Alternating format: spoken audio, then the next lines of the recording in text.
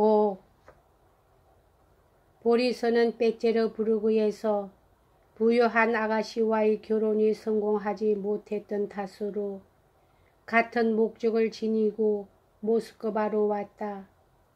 모스크바에서도 그는 가장 부유한 두 아가씨 줄리와 공작형의 마리아 사이를 방황하고 있었다. 공작형의 마리아는 아름답지 않았음에도 불구하고 보리서의 눈에는 줄리보다 매력이 있는 것처럼 생각되었으나 어쩐지 그에게는 그녀에게 사랑을 구하기가 쑥스러웠다. 최근 노공작의 본명 축일에 그녀와 만났을 때 그는 그녀에게 감정적인 이야기를 걸려고 온갖 수단을 다해 보았었으나 그녀는 엉뚱한 대답만 하며 상대방의 말은 듣고 있지도 않은 듯 했다. 그와 반대로 줄리는 그녀에게만 특유한 일종의 유다른 방법이기는 했지만 기꺼이 그의 친절을 받아들였다. 줄리는 27이었다. 형제들이 죽은 뒤부터 굉장한 부자가 된 그녀는 지금은 완전히 아름다움을 잃고 있었지만 내심 자기는 여전히 미인일 뿐만 아니라 전보다도 훨씬 매력적이 되었다고 생각하고 있었다. 그녀에게 이런 오해를 일으키게 한 이유는 첫째로 대단한 부자가 되었다는 것, 둘째로는 나이를 먹으면 먹을수록 자기는 남자들에게 위험이 적어지고 그들은 아무런 의무도 지지 않고 자유롭게 자기와 교제하고 자기가 베푸는 만찬회며 그 밖의 즐거운 모임을 즐길 수 있게 되었다는 것이었다. 10년 전에는 아직 18 안팎의 아가씨가 있는 집에 날마다 드나들어 상대방 아가씨에게 나쁜 소문이 나거나 자기 자신도 난처한 입장에 빠질까봐 무척 두려워하던 사나이가 지금은 대담하게도 날마다 출입을 하며 결혼 전의 아가씨로서가 아니라 성가시지 않은 단순한 친구로서 그녀를 대하고 있는 것이었다.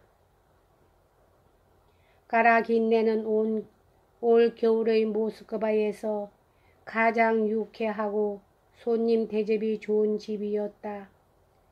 날을 정하여 베푸는 야회며 만찬회 이외에 까라긴네에는 매일처럼 많은 손님, 특히 남자들이 모여서 밤 12시 무렵에 야식을 하고 3시 가까이까지 주저앉았다가 가는 것이었다. 무도회고 산책이고 극장이고 줄리가 빠지는 일은 한 번도 없었다. 그녀의 의상은 언제나 유행의 첨단을 걷고 있었다. 그러나 그럼에도 불구하고 줄리는 모든 것에 환멸을 느낀 사람처럼 보였고 그녀는 아무한테나 자기는 우정도 사랑도 또 어떠한 인생의 활락도 믿지 않고 다만 저 세상에서의 평안을 기다릴 뿐이라고 말했다.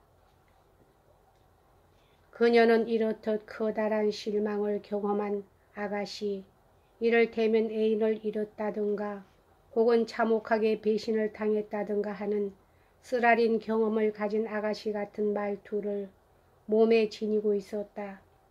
그리고 실은 그런 일은 조금도 없었지만 모두들 그녀를 그러한 여자로서 바라보고 있었고 그녀 자신도 가전 인생의 고초를 겪어온 것처럼 생각하고 있었다. 그러나 이 우울함은 그녀의 즐거움을 방해하지 않았고 그녀의 집에 드나드는 젊은 사람들이 유쾌하게 시간을 보내는데도 방해가 되지 않았다. 이 집에 오는 모든 손님은 먼저 여주인의 우울한 기분에 일단 예의를 갖추고 난 다음 잡담이며 논리의 유희며 그리고 까라긴네에서 유행하는 작시, 경기들을 시작하는 것이었다. 다만 몇 사람의 젊은 사람들만이 그 가운데에는 보리스도 들어있었다. 다른 사람들보다 더 줄리의 우울한 기분 속에 깊이 파고들었다. 또한 줄리도 이러한 젊은이들을 상대로 다른 사람들이 없는 데서 이 세상의 덧없음을 비교적 장시간 이야기했다. 그리고 슬픈 색조의 그림이며 격언이며 시가 잔뜩 씌어있는 앨범을 펴 보이는 것이었다. 줄리는 보리스에게 유달리 상냥했다. 그녀는 그가 일찍부터 인생의 실망을 느낀 것에 동정하고 자기 자신 인생의 고뇌를 경험한 사람으로서 가능한 한 우애에 찬 위안을 주고 자기 앨범을 보여주기도 했다. 보리스는 그녀의 앨범 속에 두 그루의 나무를 그리고 외로운 나무여 내 침침한 가지는 나에게 어둠과 우수를 흔들어 떨어뜨리도다 라고 썼다. 또 다른 곳에는 무덤을 그리고 거기다 시를 덧붙였다. 죽음은 구원이요 안식이로다. 아, 그 길을 두고 어디서 슬픔을 막을 길을 구하랴. 줄리는 이것은 굉장해요 하고 말했다. 우울의 미소 속에 무언가 아주 매력적인 것이 있어요. 그녀는 책 가운데서 발췌된 말을 한자도 틀리지 않고 꼭 그대로 베끼듯이 하여 보리스에게 말했다. 그것은 그림자 속에 비치는 한 가닥의 빛이에요. 우수와 절망 사이에 있으면서 아직 위안이 있음을 보여주는 뉘앙스예요. 이것에 대해서 보리스는 다음과 같은 시를 써주었다. 너무나도 다감한 넋을 기르는 독이여 그대 없이는 행복이 있을 수 없도다. 사랑스러운 우울이여 오오 와서 나를 달래다오. 와서 내 어두운 고독의 고뇌를 가라앉혀다오. 그리고 솟구쳐 오름을 느끼는 이 눈물에 비밀한 감미로움을 부어 넣어주려무나. 줄리는 더없이 애조를 띤 소야곡을 보리스에게 하프로 타주었다. 보리스는 또 그녀에게 가련한 리자를 읽어주고 숨이 멎을 것 같은 감동 때문에 여러 차례 낭독을 멈추었다. 사교계에서 만날 때 줄리와 보리스는 온 세계에서 자기들 두 사람만이 모든 것에 흥미를 잃은 인간이며 서로 이해하고 있는 것이라는 듯한 시선을 교환하는 것이었다. 어머니의 말벗으로서 까라긴네에 자주 드나들고 있던 안나 미하일로브나는 그동안의 줄리의 소유로 되어 있는 유산이 얼마큼 있는가 하는 것을 정확히 조사해 보았다. 그 유산은 벤자의 소유지 두 곳과 니지니 노브고로드의 숲이었다. 안나 미하일로브나는 하느님의 뜻에 대한 신복과 감동의 가슴을 설레면서 자기 아들과 부유한 줄리를 묶어놓고 있는 우아한 애수를 관찰하고 있었다. 줄리, 당신은 언제나 아름답고 우수에 잠겨 계시군요. 하고 그녀는 줄리를 보고 말했다. 그리고 줄리의 어머니를 보고 이렇게 말했다. 보리스도 말씀이에요. 댁에 들르면 마음이 푹 놓인다고 말하고 있어요. 그엔 아주 여러 가지 실망을 경험하고 있어 몹시 다감해졌어요. 아, 예, 보리스. 난 요즘 줄리가 못 견디게 좋아졌단다. 하고 그녀는 아들에게 말했다. 말로서는 어떻다고 표현할 수 없을 만큼이야. 그리고 또 누구나 그 사람을 좋아하지 않을 수가 없어. 정말 세속을 벗어난 갸륵한 분이야. 아, 보리스, 보리스. 그녀는 잠시 침묵했다. 난 그 어머니가 안타까워 못 견디겠다 하면서 그녀는 말을 이었다. 오늘도 벤자에서 온 계산서며 편지를 보여주셨는데 그 집에는 광대한 소유지가 있으니까 말이야. 가엾게도 늘 혼자이시니까 모두들 마구 속이려 들지 뭐야. 보리서는 어머니의 말을 들으면서 보일락말락한 미소를 지었다. 그는 어머니의 빤히 들여다 보이는 책략을 가시가 없이 비웃고 있었으나 뺀자와 니지니 노부고르도의 소유지에 대해서는 주의하여 귀를 기울였을 뿐만 아니라 이따금 신중하게 묻곤 했다. 줄리는 벌써 오래전부터 이 우울한 숭배자의 청혼을 기다리면서 그것을 승낙할 생각으로 있었다. 그러나 보리서의 마음 밑바닥에 잠겨있는 혐오의 감정, 줄리 자신과 그 강렬한 결혼의 소망과 부자연스러운 언어 동작에 대한 혐오의 감정, 그리고 또 앞으로 참된 사랑을 느끼게 되는 일이 있더라도 단념하지 않으면 안 된다는 두려움의 감정이 아직도 그를 붙들어 놓고 있는 것이었다. 그의 휴가 기한은 벌써 끝나려 하고 있었다. 그는 날마다 까라긴네에서 지내고 날마다 마음속으로 이것저것 생각에 잠기며 내일은 꼭 청혼을 하리라고 자신에게 말하고 있었다. 그러나 줄리 앞에 나가서 그 빨간 얼굴이며 언제나 분으로 덮여있는 턱이며 눈물이 글썽글썽한 눈이며 언제 어느 때라도 우울해서 대번에 벗어나 결혼 생활의 불가사의한 환희로 비약해 보이겠다고 속삭이는 듯한 표정을 바라보고 있노라면 도저히 마지막 한마디를 꺼낼 마음이 들지 않았다. 그는 벌써 오래전부터 마음속으로 자기를 뺀자와 니지니 노보고로트 영지의 소유자처럼 공상하고 그 수입의 용도까지 정해놓고 있었다. 줄리는 보리서의 망설임이 눈에 띄자 자기를 싫어하고 있는 것은 아닐까 하는 생각이 이따금 머리에 떠올랐다. 그러나 여성 특유의 자기 기만이 곁에서 그녀를 달래어 그는 사랑하기 때문에 쑥스러워 말하지 못하고 있다고 스스로 타이르는 것이었다. 그렇다고는 하나 우울은 점점 초조로 바뀌어 보리서의 출발이 바짝 닥쳐오자 그녀는 단호한 수단을 쓰기로 했다.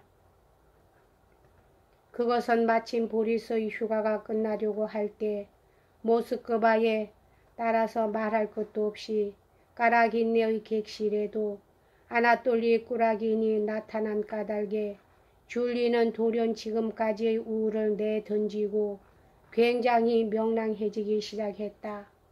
그리고 꾸라긴에게 주목하게 되었다. 얘야 하고 안나 미하일로브나는 아들에게 말했다. 난 어떤 정확한 곳에서 들어 알았는데 말이다. 바실리 공작이 아들을 모스크바로 보낸 것은 줄리한테 장가드리기 위해서라도구나. 나는 줄리가 사랑스러우니까 안타까워 못 견디겠다. 넌 어떻게 생각하고 있느냐? 응. 하고 안나 미하일로브나는 말했다.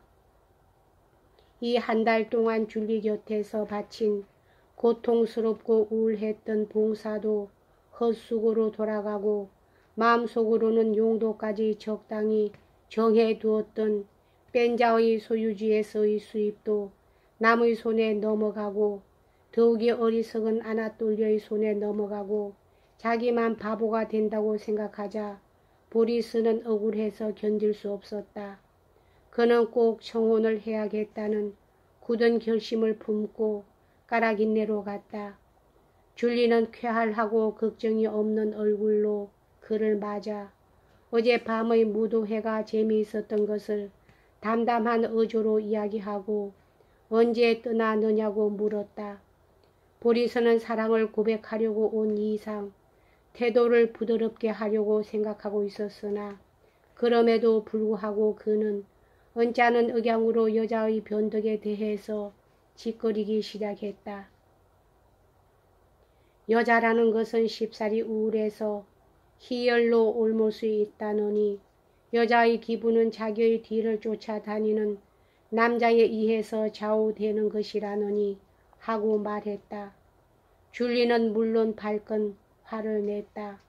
그리고 그것은 정말이며 여자에게는 변화가 필요하고 언제나 똑같아서는 누구에게나 실정을 주게 된다고 말했다.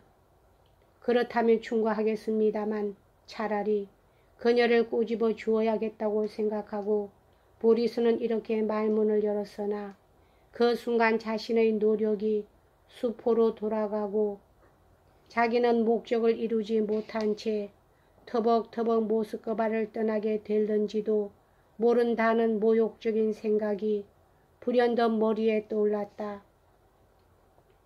그런 일은 그로서 지금까지 경험한 일이 없는 것이었다. 그는 이야기를 중도에서 그치고 불쾌하게 일그러진 주저하는 듯한 여자의 얼굴을 보지 않으려고 눈길을 떨어뜨렸다. 그리고 이렇게 말했다. 난 결코 당신하고 말다툼을 하러 온 것이 아닙니다. 오히려 그는 계속해도 좋은지 어떤지 살피기 위해서 여자의 얼굴을 힐끔 쳐다보았다. 그녀의 환한 기색은 갑자기 사라져 없어지고 침착을 잃은 애원하는 듯한 눈이 탐욕스러운 기대를 노골적으로 보이며 그에게 못 박혀 있었다. 나는 이 여자와 자주 만나지 않도록 하는 것점은 손쉽게 할 수 있다 하고 보리스는 생각했다. 그러나 저러나 이미 내친 걸음이니 끝장을 내지 않으면 안 된다. 그는 얼굴을 붉히고 여자 쪽으로 눈을 돌리면서 이렇게 말했다. 당신은 제 마음을 알고 계시겠죠. 더 이상 말할 필요는 없었다. 줄리의 얼굴은 성리와 만족으로 빛났다. 그러나 그녀는 보통 이런 경우에 남자가 말해야 할 모든 것을 기어이 보리스에게 말하게 했다. 즉 그가 자기를 사랑하고 있다는 것, 여태까지 자기 이외의 다른 여자를 한 번도 사랑한 적이 없었다는 것 등을 남자의 입으로 말하게 했다. 그녀는 뺀자의 소유지와 니즈니 노브고로드의 숲 대신에 이 정도의 요구는 해도 괜찮다고 생각했던 것이다. 그리고 성공적으로 요구대로의 답변을 얻었다. 약혼한 두 사람은 이젠 어둠과 우수를 흔들어 떨어뜨리는 나무에 대한 이야기는 입 밖에도 내지 않고 빼츠러부르크에 있어서의 화려한 저택의 설비에 대해서 가지가지의 계획을 세우기도 하고 방문을 하기도 했다. 그리고 호화로운 결혼식을 위한 온갖 준비를 하였다. 여기까지 하겠습니다.